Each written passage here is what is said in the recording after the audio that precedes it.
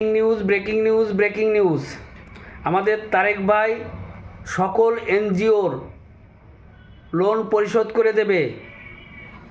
বাংলাদেশের জনগণ যারাই এনজিওর কাছ থেকে লোন নিয়েছেন তাদের সম্পূর্ণ লোন পরিশোধ করে দেবে। তাই যারা লোন এখনও নেন নাই, অতি দ্রুত সকল এনজিওর কাছ থেকে আপনারা লোন নেন, তারেক ভাই পরিশোধ করে দেবে।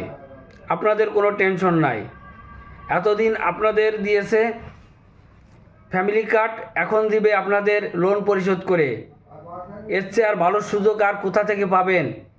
তাই 12 তারিখে ভোটটা ধানের শীষে দেবেন, আপনাদের সকল লোন তারেক ভাই পরিশোধ করে দিবে।